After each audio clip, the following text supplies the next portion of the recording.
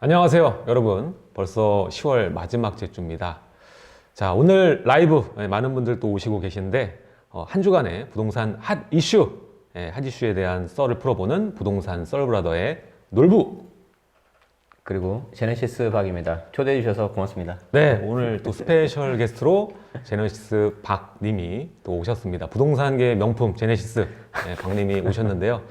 자, 오늘 그 이전에 원래 썰브라더의 그 박병찬 님이 개인적 사정에 의해서 2주간 스페셜 게스트를 모시고 진행을 하게 됐습니다. 잠깐만, 그럼 나 좀 그 대타인 거예요, 그러면? 그쵸. 땜빵. 네, 땜빵입니다. 그래서 네. 어쨌든 초대해 주셔서 고맙습니다. 네. 모신 이유가 있어요. 오늘 네. 또 세금에 관련된 이 얘기를 좀 많이 해볼까 합니다. 네. 그래서 자, 2부에서는 저희가 사연을 받았는데 미리 이 세금에 관련된 질문들을 받아가지고 오늘 특별히 또 스페셜 게스트인 제네시스 박님과 함께 풀어보도록 할 테니까 끝까지 2부까지 시청해 주시면 감사드리겠습니다. 자, 그럼 시작해야겠죠. 자, 오늘의 1부 근황썰부터 시작해 보도록 하겠습니다. 자, 한 주간의 부동산 시장 근황을 알아보는 1부 근황썰입니다. 자, 오늘은 어떤 썰을 풀어볼까요? 자, 첫 번째 자료부터 한번 볼 텐데 이게 이번 주에 가장 큰 이슈였죠. 자, 자료 지금 띄워졌나요? 자, 이게 가장 컸던 건데 22년부터 큰일 났네요. 가계부채 관리 세부 방안. 지난 4월에 한번 발표하고 이번에 2차 발표인데 10월 내에 결국에 발표를 했습니다. 그래서 일전에 4월 달에 발표할 때는 가계부채 관리 방안이라고 했는데, 자, 이번 발표할 때는 강화라는 글자가 붙었고, 강화라는 글자에 맞게끔 굉장히 쇼킹한 DSR 조기 시행 발표가 되었습니다. 거기에 대해서 간략하게 우리가 살펴볼 텐데, 일단은 DSR이 이제 총부채 상환 비율이죠. 그렇죠. 네. 그래서 거기에 대해서 아주 간단하게 쉽게 설명을 부탁드립니다. 네. 방금 이제 놀부님이 말씀 잘 해주셨는데, 이제 DSR이 뭐냐면 Debt Service Ratio. 그러니까 이제 비율이거든요. 이제 Debt은 이제 부채, 내가 이제 대출을 빌리면 이자 원금하고 상환액, 그리고 서비스는 대출 금액. 가지고 이제 그 비율을 기존에는 뭐 신용대출, 담보대출 이렇게 따로따로 있었잖아요. 네, 그냥 그렇죠. 하나로 다 합쳐버린다는 거죠. 그렇죠. 그러니까 내가 신용대출이 좀 있다 하더라도 기존에는 담보대출을 좀 받을 수가 있었는데, 이제 그걸 합쳐가지고 비율을 뭐 40%, 뭐 50% 이제 이런 식으로 제한을 해버리니까 아무래도 대출 한도가 이렇게 확 줄어버린다. 뭐 이렇게 좀 일단 이해를 해주시면 좋겠습니다. 네, 아주 쉽게 보면은 이제는 다 본다는 거예요. 이 카드론, 그리고 신용대출까지 합해서 대출을 해주는 거고, 이게 중요한 부분이 뭐냐면 우리가 이전의 대출은 이 집값에 그 초점을 맞춰가지고 빌릴 수 있는 가능 금액을 우리가 예상을 해볼 수가 있었는데, 그렇죠. 이제는 본인 소득에 맞춰가지고 빌릴 수 있는 금액을 계산할 수 있다. 네. 그리고 그것도 무한정 빌릴 수 있는 것도 아니고, 소득이 연봉이 2억, 10억 올라간다고 해서 무작정 빌릴 수 있는 게 아니고, 또 그 위에는 LTV라는 캡이 씌워져 있기 때문에 네네. 아주 그냥 한마디로 덜 빌릴 수밖에 없는, 내년부터는 많이 못 빌리는 그런 상황에 돌입하게 되는 겁니다. 그래서 지금 현재는 1단계가 이미 진행 중에 있잖아요. 7월부터 해서 1단계 진행 중이고, 지금은 이제 전 규제 지역 6억을 초과하는 주택에 대한 주택담보대출, 이게 이제 DSR 적용이 되고, 그리고 신용대출에 대해서는 1억을 넘어가는 금액에 대해서 DSR 적용이 되고 있었는데, 이게 내년 1월부터, 원래는 내년 7월부터였는데 이것을 6개월 단축을 한 거예요. 이렇게 했는데도 집값이 안 잡히고 요즘에 들쑥날쑥하고 뭐 안 오르는 부동산이 없고, 저가 아파트, 대표적으로 공시가 1억 미만 지방 아파트까지 뭐 싹쓸이가 되다시피 하다 보니까, 이것도 오늘 주제 중에 하나인데, 그러다 보니까 제어를 해야만 되고, 가장 좋은 명분은 그거죠. 이제 세계 정세, 경제 상황이 좋지 않기 때문에 이제 부채 관리를 해야 된다. 지금 작년에 대비했을 때 가계부채가 굉장히 증가했다. 그래서 요거를 제어해야겠다라는 명분이 생겼고, 거기에 따라서 원래는 내년에 계획돼 있었습니다만 마침 또 이미 올해 가이드라인을 넘어섰단 말이죠. 네네. 농협이 대표적으로 6% 내로 관리를 하고 있는데 7%가 넘어버리니까 그때부터 이제 시작이 된 거예요. 명분이 됐고, 이 DSR 적용을 빨리 한 것밖에는 그 외에는 방법이 없었거든요. 그래서 결국엔 우리들도 예상을 했잖아요. 전세자금 대출도 규제한다고 했다가 다시 이제 무력화되고 DSR 풀어달라고 지금 하는데, 문제는 뭐냐면 이제 내년부터는 총 대출액 2억이 넘어가면 DSR 적용을 받게 되는 거예요. 예, 그래서 이게 얼마나 심각한 거냐면 소득이 일정 부분 이상 네네. 되시는 분은 큰 상관이 없어요. 예, 이미 뭐 DSR 적용 받아도 LTV까지는 충분히 빌릴 수가 있으니까. 근데 문제는 소득 증빙이 잘 안 되는 자영업자 들쑥날쑥하신 분들이나 아니면은 이 소득이 좀 낮은 저소득층에 있는 분들은 내 집 마련이 이제는 어렵다, 내년부터는. 훨씬 많이 어려워졌죠. 그리고 이제 금융위에서 낸 사례를 보니까 연봉 5천이신 분들 같은 경우에 뭐 기존에는 뭐 한 3억 정도 담보대출 빌릴 수가 있었는데 네. 이제 거의 뭐 반토막 정도 한 1억 5천 막 2억으로 쭉 내려가는 뭐 억 단위가 줄더라고, 억 단위가. 그렇죠. 뭐 네. 대부분 이렇게 좀 근로자이신 분도 계시고 우리 말씀해 주셨지만 자영업자이신 분들도 요즘 굉장히 경기가 안 좋잖아요. 안 근데 좋죠. 그런 분들이 갑자기 어떻게 1억 이상 돈을 마련을 합니까? 네. 내 집 마련을 하려고 하더라도. 그래서 저는 개인적으로는 이게 좀 정부 정책에 약간 좀 그럴 수는 있지만 만약에 내가 지금이라도 뭔가 대출을 빌릴 수가 있다. 그럼 저는 약간 미리 받아두는 것도 저는 괜찮다고 봐요. 물론 감당할 수 있는 수준 내에서. 네. 미리 받을 수 있는 거는 뭐 신용대출이나 마이너스 통장이 없으셨던 분들이 하는 건데 네. 그것도 지금 뭐 쉬운 상황은 그렇죠, 아니에요. 맞아요. 빌리고 네. 지금 연내에 빌려놔야겠다고 생각해도 그게 쉬운 상황은 아니기 때문에 네. 가능하신 분이라면은 해놓는 게 좋다. 특히 어느 쪽? 카드론. 네. 예, 아직까지는 이게 안 잡혀 있고 또 이금융권에 뭐 단위농협이나 이런 건 아직 네, 대출이 네. 되더라고요. 네. 예, 문제가 없더라고. 그래서 그런 것들은 여러분들이 알아보셔가지고 금리가 살짝 높더라도 내년엔 더 높아질 거거든요. 그러니까 미리 받아놓는 것도 하나의 방법이 될 수 있겠다라고 볼 수가 있겠고, 자 3단계 되면 이제 점입 가경인데 이제 1억 초과하면 네. 이 선착순 리코더 없어요? 오징어 게임 내가 다 불 줄 알거든. 선착순 게임이더라고. 네네. 네.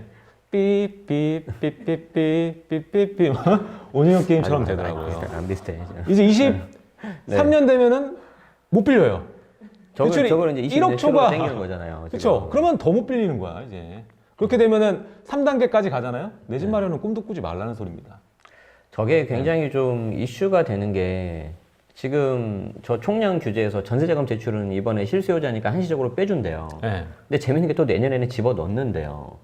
자, 그러면 거기에 대해서 이제 저는 좀 한 가지 좀 말씀드리고 싶은 게 이제 아무래도 저는 이제 세금 쪽을 하다 보니까 여러분들이 이제 좀 부동산 시장을 좀 바라보실 때 이거 제가 좀 설명할 시간은 있는 거죠? 네네. 충분히 설명하셔도 돼요. 네네. 좀 늦어져도 괜찮잖아요. 네네. 괜찮아요. 예를 들어서 이런 거예요. 자, 이제 결국에는 뭐 지금 잠깐 이렇게 전세자금 대출은 좀 뺀다고 하지만 결국엔 저것도 들어가거든요. 그럼 여러분들은 어떻게 생각하셔야 되냐면 전세 대출도 이제 받기가 어려워지는 그런 상황이 돼요. 자, 그런데 전세 가격이 현재 안정돼 있으면 괜찮은데 굉장히 불안하잖아요. 뭐 거기에 임대차 3법이 약간 불을 끼 얹었고 기름을 끼 얹었고. 자, 그러면은 이제 그것도 이제 법이 이제 좀 뭔가 만료가 되는 내년 더 이게 전세가 오를 가능성이 높단 말이에요. 자, 그러니까 전세는 더 오르는데 대출은 안 되는 약간 실입주자분들은 어떤 사면초가인 그런 상황인데 여기에 대해서 이제 전세가 굉장히 올라가는데 임대인들 입장에서는 일단 전세를 반전세나 월세로 바꾸려는 니즈가 충분히 클 겁니다. 자, 그러면 임차인 입장에서 이제 더 힘들어지는 거죠. 내 집 마련을 하기 위해서 목돈을 모아야 되는데 거기에서 이제 월세로 좀 지출되면 훨씬 더 힘들어지는 거예요. 자, 그럼 거기에 대해서 정부가 어떻게 생각을 할까?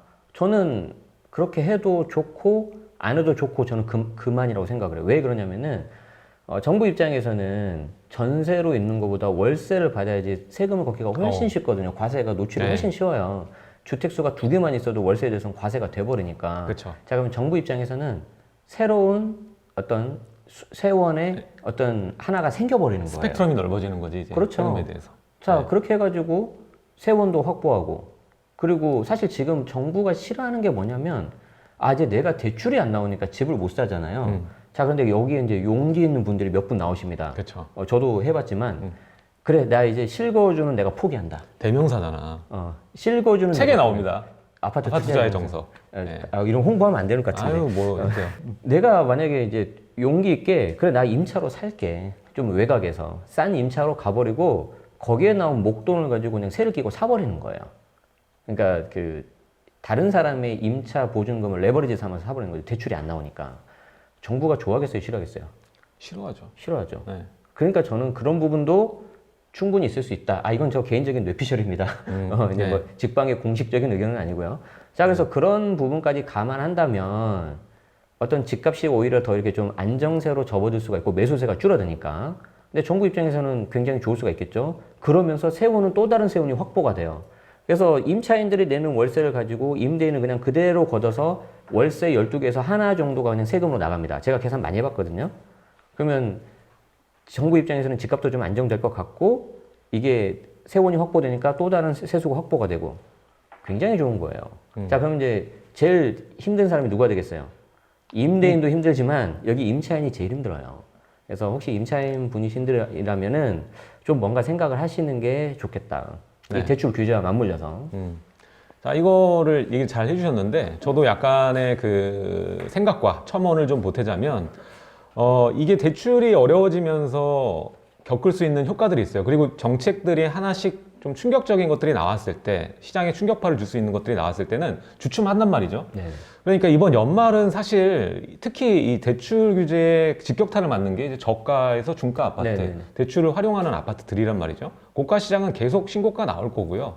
다만 이제 저가 부동산이 이제까지 펄펄 날랐는데 당분간 뭐 2개월 정도 내년엔 초기화 되니까 내년 초에는 이게 적용이 되더라도 다시 오를 수밖에 없다고 좀 보고요. 일단 공급 구조가 완성적으로 망가져 있기 때문에 이게 다시 재건되기 위해서는 저는 26년은 지나야 뭔가 있지 않을까. 26년이요? 예, 26년은 지나야 너무 뭔가 멀다. 네. 그 전까지는 제가 볼 때는 해결하기 굉장히 어렵고 지금 아까도 말씀드렸지만 그 약간의 그 중저가 시장 특히 소형 이렇게 가격대 좀 낮은 친구들이 그래프가 약간 꺾이는 모습 보이는 거를 가지고 뉴스가 도배가 될 거야. 그렇죠? 도배가 되면서 이제 진정이 되고 하락세가 나오나라고 얘기가 나올 텐데 그 잠깐입니다. 잠깐이에요. 항상 그랬어요. 이전에 우리 15억 초과되는 아파트를 규제했을 때도 네네. 15억 언저리 있는 친구들은 잠깐 방황을 했다고요. 한 6개월 정도 방황을 해서 14억 8천에 팔리고 네. 이런 식으로 내려와서 팔렸단 말이죠. 근데 이게 한 1년 정도 지나니까 뭐 가격이 다 17억, 18억 이상으로 올라갔단 말이죠. 결국에는 수요는 그대로 적응을 하게 되는 거고 시장에. 물건은 적응이라는 게 없이 현재 가치다 보니까 이게 새로 만들어지지 않는 이상은 어렵다라는 거예요. 근데 정부는 처음부터 총량론을 가지고 주택 부동산 시장을 들여다봤기 때문에 당연히 그런 입장에서는 주택 수가 부족하지 않다고 느낄 수가 있죠. 네네. 근데 우리는 어떻습니까? 신축 아파트의 그 생애 주기에 맞춰서 돌아가는 건데 그게 지금 망가졌기 때문에 지금 신축 시장 그리고 신축이 될 만한 재건축 시장을 중심으로 가격이 올라왔고 결국에는 지금까지 규제가 이어져 오면서 이제라도 내 집 마련하려는 특히 젊은 수요들 네네. 20대 30대 분들이 저가 아파트에 어떻게 해서든 생존 전략으로 가는 건 이것들을 투자 수요로 보는 건 사실 잘못된 건데 지금 집값을 어떻게든 잡고 또 명분이 되기 때문에 가계부채 관리라는 명분이 되기 때문에 이것들을 활용해 가지고 지금 규제를 펼치고 두 번째로 보면은 이렇게 되면 어떻게 돼요? 아까도 말했지만은 전세 찾을 수밖에 없어요. 이제 집을 할 때 적응기 동안은 똑같은 금액으로 내년에는 원래는 이 집을 살 수 있었는데 내년으로 되면 이 집을 못 사요. 이 집을 사야 되거든. 그럼 적응기가 필요하죠. 마음을 놔야 될 거 아니에요. 눈을 낮추는 시간이 필요하다고. 그렇게 됐을 때 눈을 낮추기 시작했을 때부터 다시 규제에 적응하고 또 대출을 사는 수요들이 반드시 발생한다. 저는 그렇게 생각을 하고 있습니다. 네. 자, 그래서 오늘 첫 번째 이슈는 DSR 2단계, 3단계 조기 시행에 관련된 얘기를 했고요. 자, 다음 주제를 또 살펴보도록 하겠습니다. 다음 주제는 지방세법. 이게 제네시스방님을 초대한 이유기도 하거든요. 아, 네. 이게 아까 말한 DSR 적용은 어떻게 보면 실거주자한테 직격탄을 날릴 수 있는 거라면 네네. 이번에는 다주택자들한테 좀 충격을 줄 수 있는 그렇죠. 이것도 선착순 게임이에요. 삐삐삐삐삐 아 이건 군대 거구나. 이것도 선착순 빨리 해야 된다는 거지. 네네. 내년부터잖아요, 이것도. 아, 이게 이제 네. 어떤 내용이냐면은 우리가 이제 주택을 취득을 할 때 좀 네. 어려운 말로는 이제 명의를 이전한다고 하잖아요. 네네, 명의 그게 이전. 이제 우리가 돈을 주고 사는 거를 유상매매. 보통은 다 그렇게 사지 않습니까? 그런데 간혹 가다가 무상으로 취득하는 경우가 있어요. 뭐 증여를 받거나 뭐 상속을 받는 경우에 네. 뭐 당연히 유상 취득 같은 경우에는 실거래가로 취득세를 냅니다. 뭐 그래서 그건 이슈가 없었어요. 네. 다만 이제 유상취득은 2020년 8월달에 지방세법 개정되면서 다주택자 이제 중과가 들어갔죠. 네. 그거는 이제 많이 아시는 걸 거고요. 자, 그런데 최근에 이제 행안부에서 어떤 거를 또 이렇게 개정을 한다고 했냐면은 무상 취득하는 경우에도, 즉 증여 같은 거를 하는 경우에도 이제 시가 인정액이라고 해가지고 시세대로 가겠다는 거예요. 그 취득세 기준이 되는 거를. 이거 엄청난 파급 효과를 좀. 그렇죠. 그럼 예를 들어서 우리가 보통 한 집값이 10억이라고 하면 거기에 대한 그 기준이 되는 시가 표준액 한 7억 정도, 한 70% 정도 된단 말이에요. 물론 그것도 이제 계속 올리겠지만. 네. 그러면 7억을 베이스로 해가지고 내가 10억짜리 넘겨줄 때 7억을 베이스로 해서 증여취득세 이제 뭐 3.5%, 4% 부가세 포함하면 네. 4%가 나왔는데, 자, 이거를 시세가 10억이니까 거기에 근접한 뭐 매매 사례가, 간평 가격 이걸로 해서 가겠다는 거죠. 자, 그러면 한 2억에서 3억이 그냥 뛰어버리는 거예요. 그렇죠.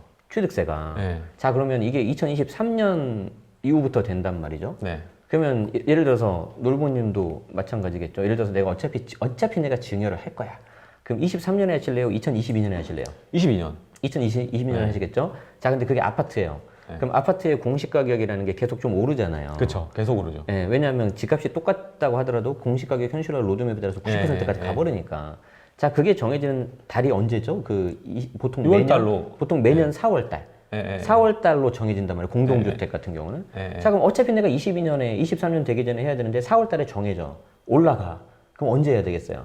그 전에 해야 해야죠. 되겠죠. 네. 그래서 1월, 2월, 3월. 올해까지 하면은 11월, 12월, 1, 2, 3. 이때 증여 건수가 더 당겨져서 더 할 거다. 자, 그러면은 더 잘 아시겠지만 네. 증여가 많아지면 시장의 매물이 더 잠기죠. 잠기겠죠. 네. 왜냐하면 5년 동안은 내가 못 파니까. 그렇죠. 5년 뭐 동안은 물론 팔 수는 있지만 손해 보고 팔아야 네. 되니까. 양도세로 또 넘어가니까. 그렇죠. 그러면은 네. 명약 관화해지는 거죠. 시장의 매물은 더 줄어드는 거구나. 그런데 아까 전세 대출도 안 되고 대출도 안, 그러니까 이게 다 맞물려 있는 거예요 지금. 그래서 장담합니다. 내년 4월 전까지 증여 건수 뭐 역대 최대 뭐 더 늘어났다 이런 기사가 굉장히 많이 나올 겁니다. 네.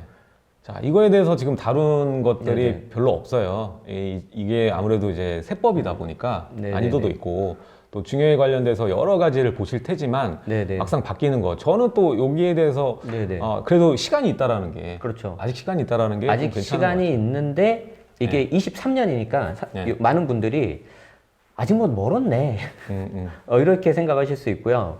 네. 근데 아까 말씀드린 것처럼 보통 4월 달에 그게 정해지기 때문에 올라가기 때문에 그 전에 좀 해주시는 게 좋아요. 그래서 뭐 이렇게 다른 어떤 세무사님들이라던가 회계사님들도 많이 말씀해 주시고 계시는데 조금 더 관심 가지셔가지고 이렇게 좀 해주시면 더 좋겠습니다. 네. 그래서 증여를 할 때는 하려고 마음을 먹었다면 최대한 빨리 하는 게 이득이다. 그리고 사실 뭐 저 증여취득세가 아니더라도 네. 증여는 오늘이 제일 빨라요. 네, 오늘이 제일 빠르다. 오늘이 집값하고 똑같은 거죠, 뭐. 지금 네네. 사는 게 제일 싸다. 네네네. 볼 수 있고, 증여라는 것이 증여를 마음먹는 부동산들 자체가 단기성으로 투자하는 매물들이 아니라 그럼요. 장기적으로 보유하려고 생각했던 물건들을 넘기는 거기 때문에 그럼요. 이게 5년만 잠기는 게 아니라 뭐 10년, 20년 잠기는 매물들이 저는 거의 대부분이라고 봅니다. 그래서 특히 증여가 많이 발생된 지역이 강남구잖아요. 네네. 그래서 강남 지역의 매물은 더 거래하기 힘들 수밖에 없는 이 매물 부족 현상에 계속적으로 시달릴 수밖에 없고 이번 4월 아까도 말씀드렸지만 4월 이전까지 증여를 마치려는 분들이 굉장히 많았다. 지금 증여도 계속 막으려고 지금 저렇게 하는 거예요. 증여를 막아야 세수 확보가 더 좋고 종부세를 거두니까. 저도 아까 뭐 얘기를 했을 때 딱 우리가 그 기점을 잡을 때 보통 이제 확정일을 이제 이걸로 해가지고 얘기를 하잖아요. 근데 아까도 얘기를 하셨지만 전문적으로 이제 세법 관련돼서만 하시는 이제 우리 제니스 박님이 이제 4월을 이게 정해지는 날이니까 그때를 기점 그 이전으로 해라. 이런 말씀을 또 해주셨습니다. 자, 그래서 지금 이 표를 보면 굉장히 무섭단 말이죠. 일단은 그 증여 네. 취득세도 올랐잖아요. 네네네. 저게 굉장히 빠르게 그 대응을 했죠. 정부가 네. 2020년 7월 달에 지방세법 이제 개정안을 발표하면서 다주택자 중과를 하니까 취득세 중과를 하니까 이 취득세 중과는 세대 기준 주택수에 따라서 이제 가거든요. 그러니까 가장 쉬운 게 그러면 세대 기준 주택수를 줄여야 되겠다. 네. 근데 팔려고 봤더니 양도세가 너무 많이 나온다. 네. 그리고 얘는 팔기 아깝다. 예쁜 거다. 그러니까 아예 세대 분리된 자녀한테 증여를 해버리는 거죠. 네네. 그래서 주택수를 줄인 거예요. 그러니까 정부가 한 달도 채 되지 않아서 증여 취득세 다주택이면서 조정지역이면서 공시 가격이 3억 넘었을 때는 곧바로 12% 해버리겠다. 근데 이것도 재밌는 게 배우자와 직계 좀비속까지만 됩니다. 그래서 배우자와 직계 좀비속만 이렇게 해가지고 좀 줄일 수가 있는데, 예를 들어서 배우자와 직계 좀비속이 아닌 뭐 사위, 며느리 이런 사람한테 하면 또 이게 증여취득세 또 올라갈 수 있어요. 네. 아무튼 그건 좀 약간 TMI인데 어쨌든 그런 식으로 해서 굉장히 발빠르게 대응을 해서 막은 거죠. 네. 그렇기 때문에 혹시 공시가격이 3억이 안 넘었거나 비조정 대상 지역이거나 아니면은 설령 그렇다 하더라도 나중에 투자 가치라든가 그런 것들을 감안하셨을 때는 좀 빨리 움직이시는 게 더 나을 수가 있겠다라고 말씀드립니다. 이미 이렇게 올랐지만 그래도 더 추가적으로 이런 식으로 결국에는 이게 부동산은 뭐 더 잘 아시겠지만 이게 그 사람에 대한 관심이 많으셔야 돼요. 네. 우리가 살아가면서 뭐 인지상정이잖아요. 내가 물건을 가지고 있는데 이왕이면 부모 입장에서는 자녀들한테 조금이라도 더 좋은 거 주고 싶단 말이에요. 더 잘 되라는 마음에서. 그걸 생각해 보면 어떤 물건을 증여하실지가 그냥 답이 나와요. 그리고 그걸 증여한다는 거는 안 팔겠다는 거예요, 그냥. 네, 안 팔고 그냥 자산을 유지하겠다는 그런 것들을 좀 생각해 주시면 좋겠어요. 너무 어렵게 부동산을 막 데이터 수치로 접근하는 것보다는 그냥 우리 평범한 사람들 살아갈 때 가는 그냥 그런 이야기예요. 저는 그렇게 좀 접근하시면 좋을 것 같습니다. 좀 세금에 대해서도 좀 이따가 2부에서 또 네네네. 몇 가지 질문이 눈에 들어오더라고요. 그래서 거기에 대해서도 네네. 얘기를 할 테니까 또 2부에서 기대를 해주시고 2부에 대해서 개정 지방세법은 넘어가도록 하고요. 이게 내년인 줄 제가 알았는데 23년부터라는 23년. 거. 23년부터라는 거. 시간이 좀 있다. 아직 시간은 있다. 아직 시간은 있다. 기회는 있으니까. 그러니까 이게 구독을 하고 알림을 설정해놔야 돼. 그렇죠. 계속 나오잖아요. 이거 또 주제로 네. 나왔나요, 직방에서? 다음에 할 건데 네. 또 이제 또 이게 또 라이브의 어떤 묘미라는 게 있으니까 네. 구독을 하시고 알림을 해 놓으시면 이렇게 좀 이게 빨리빨리 대응하실 수가 있다는 거죠. 또 새로운 컨텐츠로 우리 제네시스 방님 패널이잖아요. 네. 컨텐츠로 이 관련해서 개정에 관련돼서 절세의 신에서 뵙겠습니다. 네, 절세의 신에서 보시면 될 것 같아요. 그래서 중요한 내용이에요. 이제 증여도 쉽지 않다. 굉장히 많이 올라간다라는 내용이고 다음 주제로 넘어가도록 하겠습니다. 세 번째 핫 이슈는 바로 이겁니다. 공시가 1억 미만 아파트에 대한 얘기예요. 이게 올 상반기에 이 투자 측면에서는 가장 큰 네네. 이슈가 됐던 부분인데 네. 법인으로는 거의 2,000채 가까이 소유한 법인이 있었고 개인으로 해도 200채가 넘게 거의 뭐 300채에 달하는 주택을 쓸어 담은 케이스가 있었습니다. 네. 지금 자료를 볼게요. 그래서 2019년 5월부터 2020년 6월까지 그리고 2020년 7월부터 2021년 8월까지로 이렇게 나눴거든요. 자, 근데 이때 7월에 우리가 이슈가 있었잖아요. 그렇죠. 네. 7월에 이제 취득세 중과 이슈가 있었기 때문에 네. 취득세 중과 됐을 때만 해도 우리가 얘기했던 게 이제 취득세를 아낄 수 있는 방법들이 몇 가지가 있는데 네. 거기에 많은 수요가 몰릴 거다라고 예상을 했었고 저는 이 공시가 1억 미만 특히 저는 서울의 빌라들을 좀 주목하라는 얘기를 많이 했었고요. 네네. 수도권 이제 지방의 아파트까지는 제가 잘 모르는 적도 많다 보니까 그렇게 추천을 안 드렸었고 공시가 1억인 그 빌라들이 모여있는 그 빌라촌들이 대개 보면은 법정 요건을 갖추고 있어요. 재개발 때는. 네네. 그래서 그렇게 해서 장기적으로 끌어가면 작은 자본으로 공시가도 낮고 뭐 재산세나 이런 것들 보유세가 낮게 나올 수 있으니까 괜찮은 전략이라고 얘기를 했는데 이제 뭐 한 1년밖에 안 됐는데 벌써 공시가 1억 넘어가려는 상황까지 좀 오는 것 같고 그리고 오늘의 그 수백 채에서 수천 채를 가져간 거는 이제 아파트란 말이죠. 네네. 그래서 지방의 아파트를 특히 법인이 이제 쓸어 담았다. 한 뭐 20개, 30개 법인이 거의 쓸어 담다 했더라고요. 네네. 예. 그래서 거기에 대한 얘기를 할 텐데 우리가 이 공시가 1억 미만에 대한 질문을 받을 때 이런 질문을 많이 받아요. 지금 법인을 내서 네네. 공시가 1억 미만 아파트를 사면 어떨까요? 라는 질문을 제가 굉장히 많이 받거든요. 지금? 예, 지금. 근데 저는 좀 한 템포 늦었다. 시간이 팍팍 가고 지금 추가적인 그 과세 전략들로 해서 이제 못하게 하려고 하는 것들이 이제 발휘가 되고 있는 상황이다라고 얘기를 그렇죠. 해서 좀 말리고 있는데 사실 저는 투자에 대해서 잘 안 말리는 편이거든요. 네네네. 근데 이거는 사실 너무 단기적인 거고 풍선이라서 네. 장기적으로 괜찮은 그 포지션은 아니라고 보기 때문에 좀 이거는 네. 뭐 우리 그런 말이 있어요.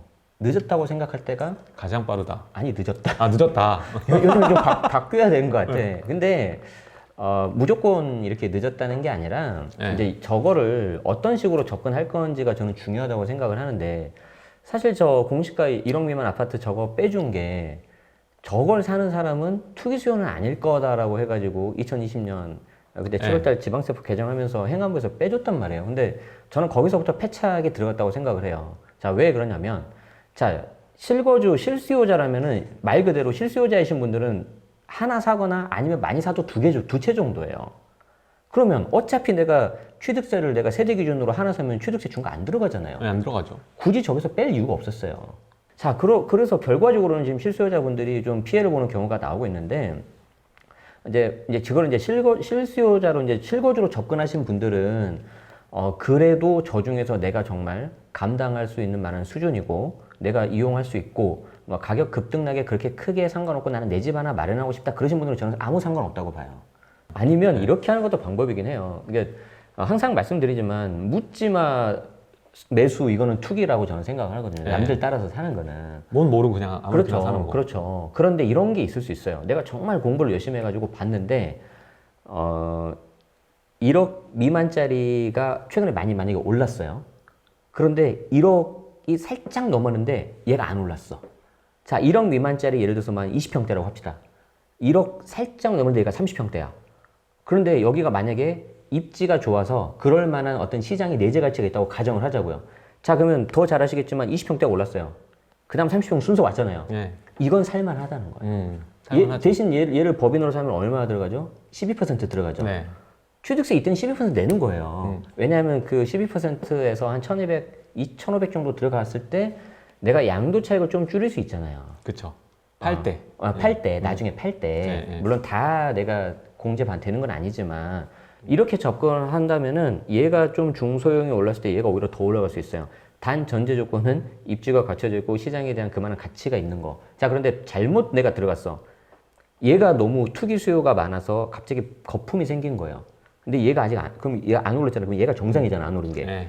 여기에 들어가는 건 안 된다는 거지. 근데 완전 막차 탄 거죠. 네, 막차. 그렇기 때문에 철저하게 구분하셔야 돼요. 여러분들이 내가 실수요자인지 투자자인지 아니면 그냥 묻지마 투기인 건지 이건 여러분들이 잘 아세요. 그렇기 때문에 이것도 좀 세분화해서 접근하실 필요가 있는데 이제 조금 불안한 거는 뭔가 내용이 나올 것 같다.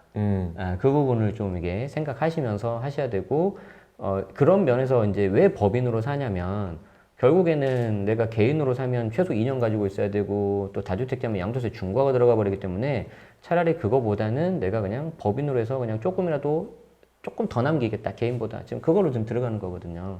그래서 남는 게 조금이기 때문에 막 100채, 1000채 사버리는 거예요. 그 사람들이.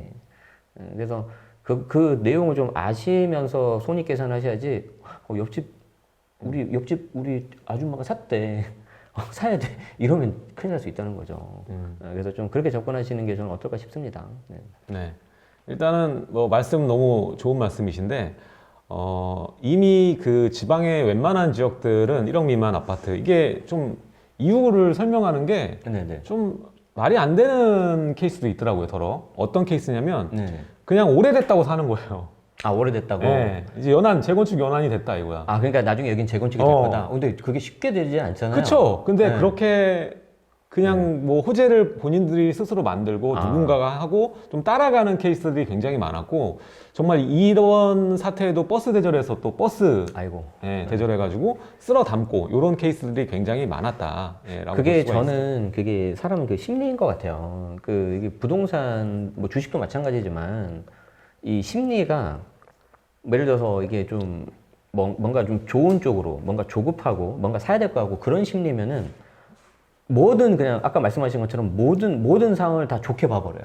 오래됐으니까 재건축이 될 거야. 근데 다 이게 갖다 붙이죠. 근데 이게 심리가 돌아서 버리면 야 저 오래된 집에서 누가 살아 저거를 여기는 아예 진행도 안 될 거야 막 이렇게 하는데 그 역시 그래서 다시 말씀드리지만 부동산은 사람이다. 네. 여기 사람의 그 연구를 많이 해야 돼요. 네. 여러분들.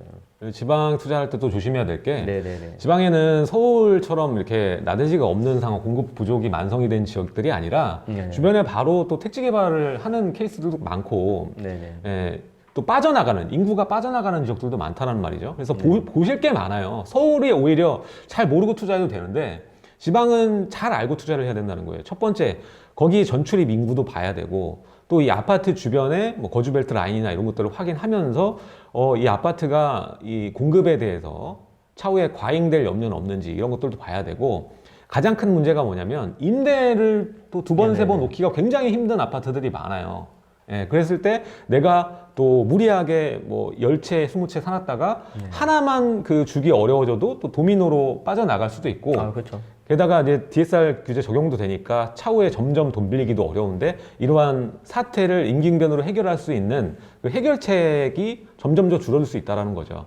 네. 그래서 단기적으로 법인으로 투자했을 때 이렇게 공시가 그 1억 미만으로 해서 아낄 수 있다는 점과 또 그 단기 세율 이런 것들이 적용받지 않기 때문에 추가과세, 주택 추가과세 20%만 더 내면 어차피 양도세보다는 훨씬 싸니까 예, 훨씬 싸다고 생각하고 그냥 마구잡이식으로 법인에 들어가시는 분들이 많은데 그래서 그 추가 법인세 20%를 지금 50까지 올리자는 그렇게 그러니까 양도세 지금 중과랑 같은 수준으로 가자는 거 아니에요. 2주택자 그거랑 거의 70% 이렇게 가자는 건데 그렇게 되면 사실 여러분들은 빠져나오기도 어렵고 가치도 없는 주택을 여러 개 가지고 있으면서 보유세는 보유세대로 수십 채 가지고 있으면 그게 6%. 모이면 6%입니다. 6%. 보유세 엄청 내요, 여러분. 법인은 그냥 6% 그냥 단일세로 들어가기 때문에 네.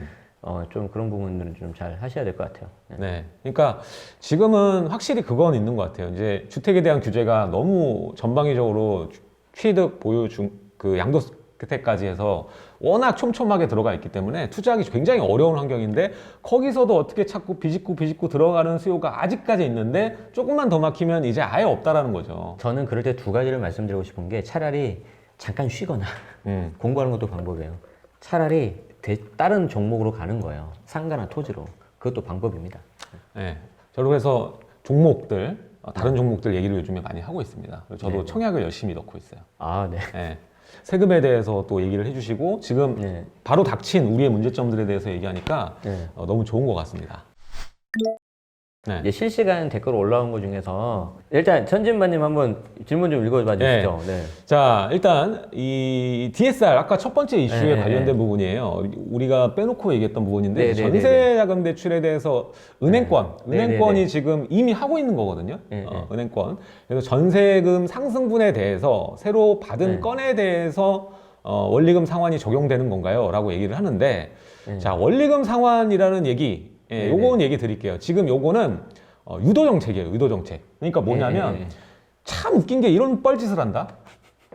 전세자금 대출 받으면 만기 되면은 자동 상환 아니에요. 네, 원리금. 네, 네, 네. 거의 2년에서 4년, 그렇죠. 4년까지 했다 쳐. 그럼 4년 뒤에 상환되거나 지금까지 전세가 급등할 때가 아닌 전세가가 균등하게 오르면은 이렇게 할 수도 있겠지만 네. 지금 균등하게 올라가는 게 아니라 거의 전세는 데이터를 제가 설명드리면 자가, 네, 네. 전세, 월세로 거주할 때 가장 회전율이 빠른 거, 빨리 이사 가는 게 뭔지 아세요?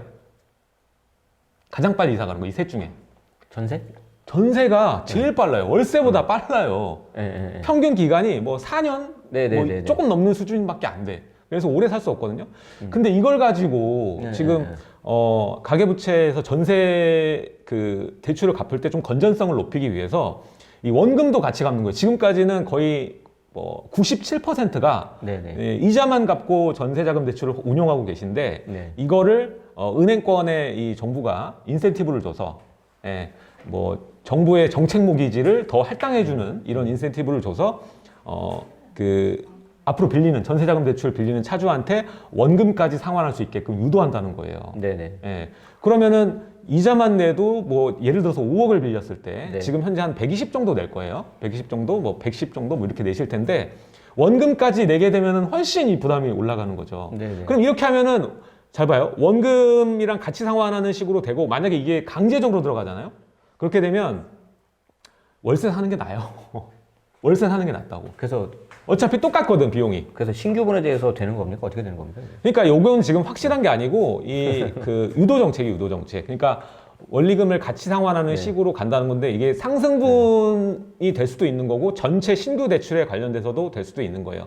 아직 확정적으로 된 게 아니기 때문에 여기에 대해서 또 확실한 게 나오면 그때 가서 또 정보를 좀 드리도록 하겠습니다. 그리고 그 계약하신 그 금융기관마다 조금씩 차이가 있을 수 있기 때문에 그쪽에 좀 문의를 하시는 게 좀 더 좋지 않을까 싶습니다. 자, 이것도 질문이 있는데요. 네네네. 자, 요거 어떤 걸로 할까요? CL님? 예. 20년도 6월에 조정 지역에 청약이 돼서 23년도 9월에 입주 예정인데 현재는 투기과열지구가 되어 있습니다.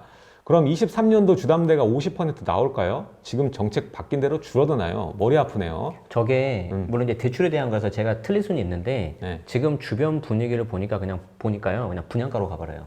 분양가로. 네, 분양가로 가요. 그래가지고 그 제 주변에 어떤 지인분이 있는데 불과 한 달 차이로 네. 옆에는 간평 받아가지고 대출이 좀 많이 나왔어요. 근데 한 달 차이로 자기 분양가로 나와버려가지고 지금 금액이 빵꾸가 난 거죠, 소위. 가지고 좀 그것 때문에 좀 잠을 못 자고 있대요.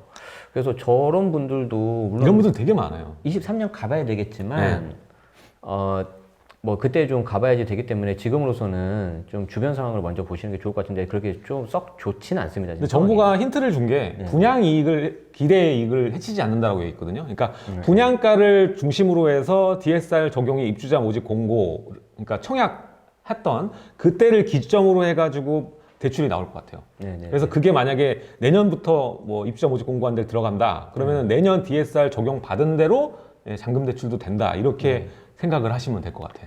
참 저게 정말 너무 좀 그런 것 같아요. 아 어려워 무슨 왜냐하면 청약에 당첨이 됐다는 거는 주택도 없을 테고 네. 1주택일 거고 실거주자인데 정말 얼마나 기분 좋으시겠어요. 그 경쟁률을 뚫고 했는데 기존에 나왔던 대출에서 뭐 한도가 확 줄어가지고 몇 억을 내가 못 마련해서 만약에 저걸 포기해야 된다?